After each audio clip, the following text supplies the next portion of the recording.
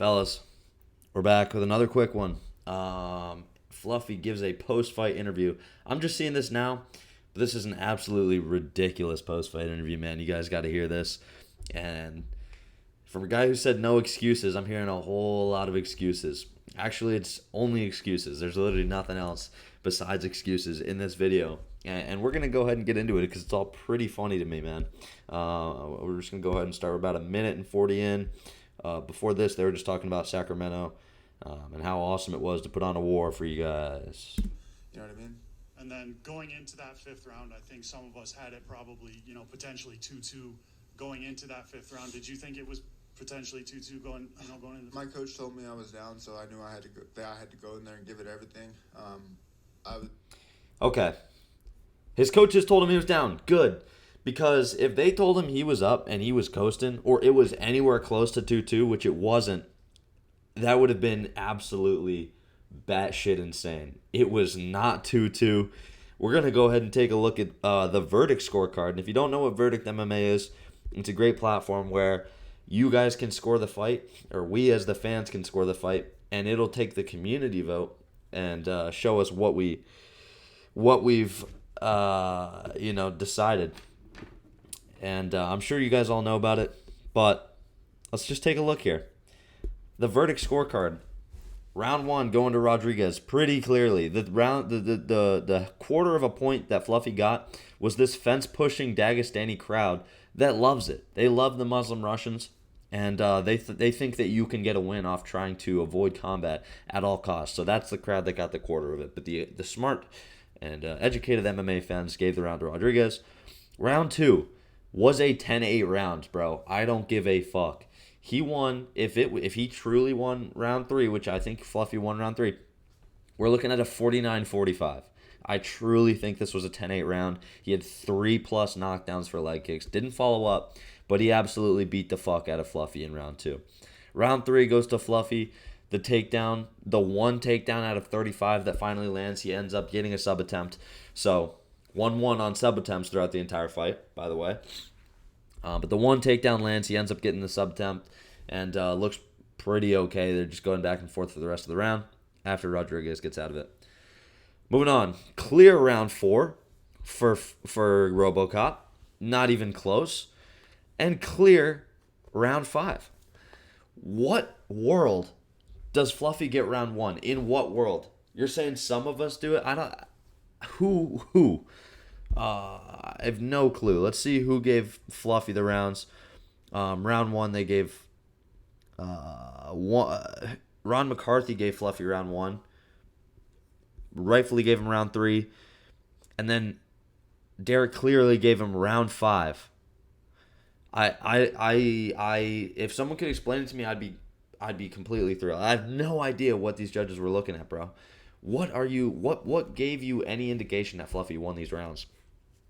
So, this whole narrative of it was 2-2. If Fluffy won the 5th round, you're telling me you're giving him that win? Does that look like a fighter who won the fight? No, absolutely not. And so I'll go ahead and credit Fluffy here, saying that he understood that he needed to finish, but he did go out there and do absolutely nothing. So Just trying to fucking take his big ass down. I fucked up, had my head down when I should have had my head up and running my hips under myself. excuses. Made a fucking mistake that cost me the fight, I think, and you know what I mean. I made a couple mistakes, but man, when I took this fight, I was injured, out for 7 months. Okay. We're going to get into the excuses portion of the video here. Number 1, Fluffy is saying that he had an injury that kept him out for 7 months. And some phantom injury. I'm not sure. I don't remember hearing of a Fluffy injury. I could be totally wrong, by the way. I understand I could be totally wrong, but I don't remember hearing of a devastating injury after the Strickland fight. So I knew maybe a leg. Coming into this, maybe I had a leg. fucking shoulder injury. I just got injections on Saturday, so I wouldn't feel. And now we're talking about a shoulder injury. Guess what? Strickland had a shoulder injury in the fight against you, and he still beat the fuck out of you. So I don't really want to hear about a shoulder injury. If it was really that bad, he wouldn't have fought. He got injections. That's not something that's completely uncommon for UFC fighters, but, go off, man. My shoulder. All fucking odds stacked against me. I had to hurry up camp. Okay. All odds stacked against you, brother. You were the favorite, and you never changed from the favorite.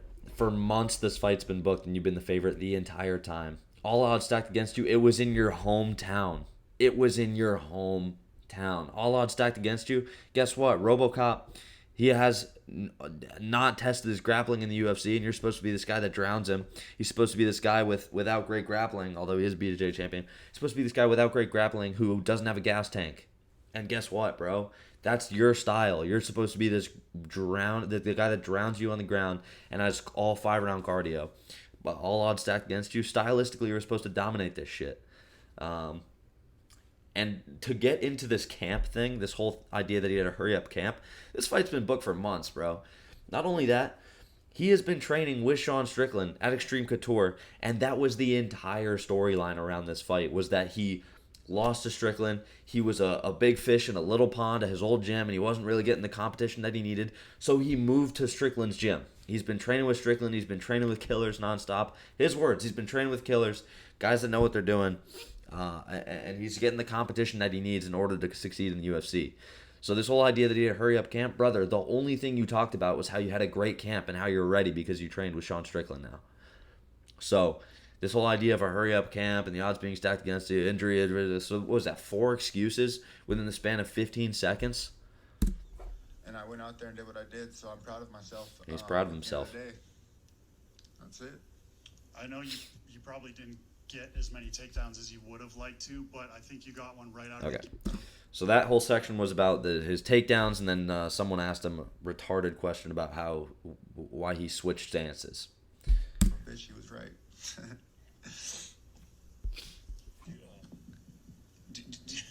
Be good. In that second round, and you take all those leg kicks, like you said, I know you'd rather you did die in that cage, but like, were you thinking that you could finish the fight, even still you go back to your corner, you get to the end of that second round? Man, the more I seen him slow down, I thought, okay, I'm gonna get him this round. And I hit him a few times and rocked his shit. Yep. He's a tough son of a bitch, man. I hit him with everything in the kitchen sink, hit him with some hard elbows. Fucker was cheating. The kitchen sink is just pushing him up against the fence, I guess. Is that the kitchen sink? Son of a bitch, man. I hit him with everything in the kitchen sink, hit him with some hard elbows. Fucker was cheating and grabbing inside of my gloves, and I told Herb that. I fight clean, man, so it is what it is. Maybe I should be more dirty. Okay. All right. So now we're on what? Excuse number 5? Accusing RoboCop of cheating and grabbing inside the glove. And just for the record, I think that's totally possible. Like, I can see him grabbing inside the glove. I didn't see it last night, but I could understand, like, that's kind of a pretty obvious thing to feel, and you kind of know what's happening when someone's grabbing your glove. So I do believe him that did happen. But, brother, you're telling me you fight clean? Check this out. I got the unified rules of MMA right here. And if we scroll down to number 20, there it is, the timidity section. Avoiding contact or consistently dropping the mouthpiece, not him, faking injury. All right. Timidity is defined as any fighter who purposely avoids contact with his opponent or runs away from the action of the fight. Timidity can also be called by the referee for any attempt by a fighter to receive time by falsely committing a foul, injury, or purposely dropping or spitting the mouthpiece out, or other action designed to stall or delay the action of the fight. Brother, you cheated. You cheated. Stalling is a foul. You can get a point taken for stalling.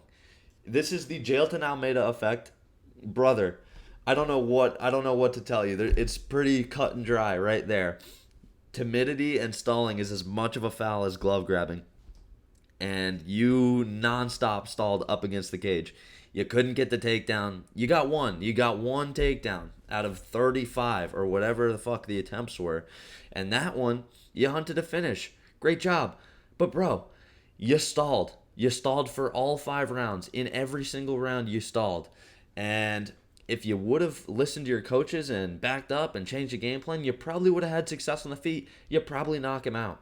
But you decided when you didn't get the takedown, instead of backing off, you're just going to push him up against the fence and hope he doesn't make that much contact with your head. So you want to say cheating, this and that, so we're, 5 excuses deep? But you're also fouled. You also cheated. So Like I said, it's pretty cut and dry. It's all laid out on the table right here. And to call RoboCop a cheater, I don't remember RoboCop being a notorious fouler. Um, I've thought he was a pretty clean guy, pretty nice guy. Maybe I'm not paying enough attention to the fights, man. But to call RoboCop a cheater, he beat your fucking ass, dude. He beat your ass for 5 rounds straight. Let's say 4 rounds. But he beat your ass nonstop, and to call him a cheater after dropping the injury excuse, the camp excuse, everything like that, that's just bullshit, man. And he continues on saying he wants to give everyone more wars and he wants to be part of this. You beat Roman Dolidze. Let's not get too excited, man. I really don't want to hear Fluffy near a title shot again, unless he can do his whole drowning thing to anyone that's competent level competition. For this to have unfolded the way it did, you guys let me know if I'm being retarded, but man, this is turning me away from Fluffy hard. I really can't watch him much anymore. This sucks. So like, comment, subscribe, and let me know what you think about Fluffy in the comments. See you in the next one. Peace.